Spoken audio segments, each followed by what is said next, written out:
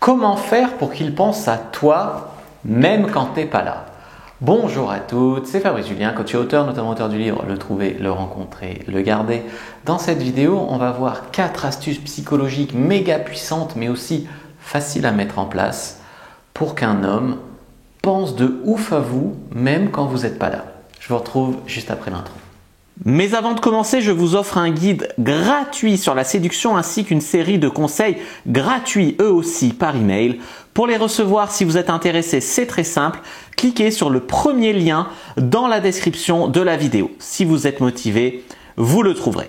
Abonnez-vous et activez la cloche parce que si vous ne le faites pas, YouTube ne vous préviendra pas à la sortie des prochaines vidéos et vous allez rater des pépites. Mettez un like pour me faire savoir que vous pensez que cette vidéo est utile et pour que j'en fasse d'autres comme ça ou sur ce thème-là. Si vous pensez que ce contenu est utile, partagez-le en public ou en privé, je comprendrai. Vous pouvez aussi me laisser un commentaire, je les lis tous et j'y répondrai avec grand plaisir. La première étape, c'est de créer un souvenir fort dans un endroit devant lequel il repasse souvent. Peut-être dans un lieu qui est situé en bas de chez lui, peut-être dans un endroit qui est proche de son travail.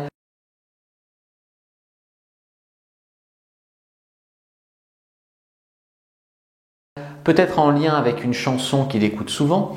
Peut-être que vous avez déjà vécu ça avec un ex où il y a des endroits devant lesquels vous repassez, ça vous fait penser à lui. Il y a des chansons que vous réentendez, ça vous fait penser à lui, etc. C'est exactement le même mécanisme qu'on va mettre en place ici.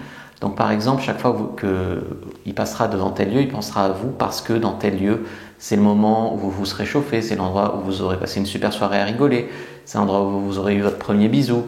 C'est créer des endroits forts sur des choses qui vont s'ancrer en lui. Donc en visuel, des lieux devant lesquels il passe souvent, par exemple la fontaine en bas de chez lui, voilà.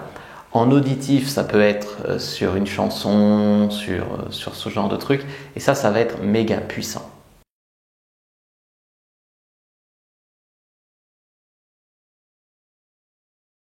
En deux, c'est une astuce relativement simple qui est sous-exploitée dans le game, c'est de se quitter à un moment où en fait la relation est au top.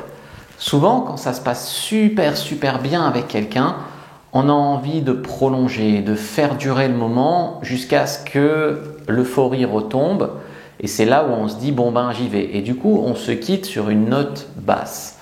Là l'idée ça va être finalement de se quitter sur une note haute.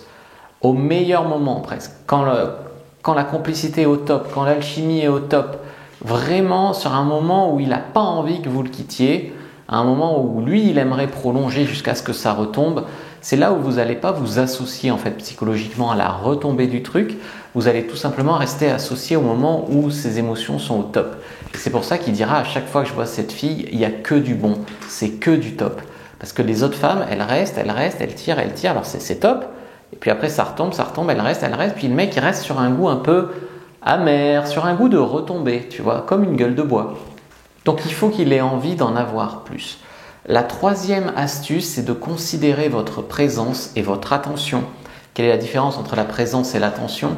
La présence, c'est bien sûr quand vous allez libérer du temps pour le voir. Et l'attention, c'est quand vous prendrez du temps sur votre temps libre pour lui envoyer des messages ou pour l'appeler. Votre attention, votre présence doit être un cadeau pour lui. Donc il y a beaucoup d'hommes qui considèrent que elle m'appelle tout le temps, c'est relou, elle veut encore qu'on se voit, c'est chiant. Ce n'est pas une relation saine qui est en train de se dessiner là et il y a surtout un rapport de force qui s'inverse. Dans le moment où tu en es toujours à le supplier pour qu'il t'appelle, à le supplier pour qu'il réponde à tes textos, à le supplier pour qu'il dégage du temps pour te voir, ce n'est pas une bonne relation qui commence comme ça. Donc comment faire ce petit miracle? L'idée c'est vraiment d'amener de la valeur quand vous vous voyez. C'est-à-dire qu'il y a Orelsan, il en a parlé dans une chanson. Ma meuf veut que je traîne plus qu'avec elle, mais elle fait la gueule tout le temps. C'est ça un peu l'idée. On ne peut pas passer du temps à vouloir que l'autre passe un max de temps avec toi si quand la personne est avec nous, on n'y met pas d'une autre. On est là à faire la gueule, on est là à apporter de la mauvaise énergie, on est là, voilà. Donc vraiment l'idée c'est d'apporter de la valeur dans les moments où vous êtes ensemble et de savoir lui laisser des moments pour lui. Parce que ça vous n'y couperez pas, vous ne pourrez pas contrôler votre homme. Dans une relation il y a toujours des moments où lui il aura besoin d'avoir sa vie privée, son jardin privé et vous auriez bien besoin aussi d'avoir votre vie privée, votre jardin privé. Donc l'idée c'est au lieu de subir ces moments privés où il est obligé de les imposer, il est obligé de s'imposer pour avoir du temps pour lui, c'est vous qui allez lui dire « Ah bah non, là je suis pas dispo, j'ai mon cours de yoga, ah bah non, je suis pas dispo, je sors avec les copines ». Finalement, c'est vous qui allez lui dicter ce temps où il sera tranquille.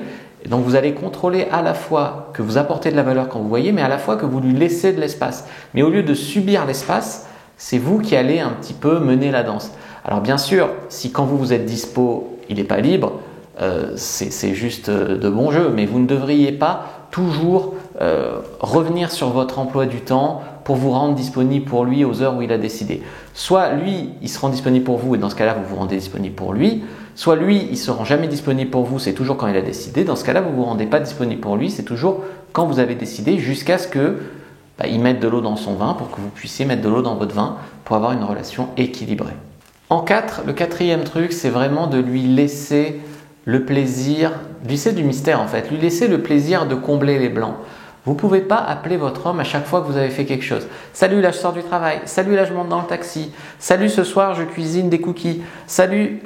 Vous ne pouvez pas le tenir informé 24/24 de tout ce que vous faites. Alors à l'heure des tweets, je sais qu'il y a beaucoup de femmes qui le font, qui tiennent presque en temps réel informer leur homme de ce qu'elles font, mais c'est un tort.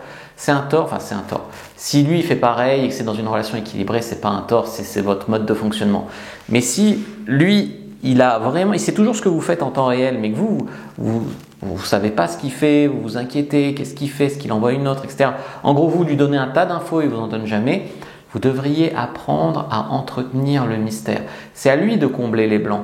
C'est pas à vous de toujours espérer qu'il n'envoie pas une autre. C'est à lui aussi d'espérer que vous n'êtes pas avec un autre gars.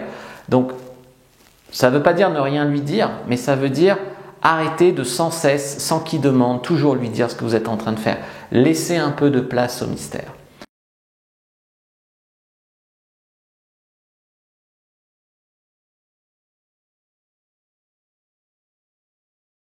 Et un cinquième truc, bonus, qui est un peu en lien avec celui-là que vous pouvez faire, en fait, c'est laisser les conversations ouvertes. Vous êtes trop nombreuses à dire « Allez, je vais me coucher, bonne nuit, on reparle demain, point ». Et après, vous vous dites « Mais pourquoi il ne m'écrit pas le lendemain ?» L'idée, c'est de ne pas interrompre la conversation. L'idée, c'est de laisser des conversations ouvertes. Idéalement, c'est lui qui a parlé en dernier. Par exemple, vous avez posé une question, il a répondu et vous êtes allé vous coucher. Et en ayant laissé cette conversation ouverte, en fait, ce qui va se passer de son côté à lui, c'est qu'il va se dire « J'ai répondu, pourquoi elle ne répond pas ?» Alors, est-ce qu'elle est allée se coucher? Mais est-ce que ma réponse lui a déplu? Est-ce que j'aurais dû donner un peu plus de détails? Et à chaque fois qu'il va recevoir des pubs, des notifs, ça va faire bip bip, il va espérer que c'est vous. Et donc du coup, il va penser un max à vous. Alors il y a un moment où ce sera vous, sinon ça ne marche pas. Tu vois, il y a un moment où ce sera vous. Quand c'est vous, il va être content. Mais il y a un tas de fois où ça va être de la pub ou des SMS de sa mère. Et il va dire « Ah, c'est pas elle ». Et il va penser à vous. Donc ces 5 techniques sont extrêmement puissantes.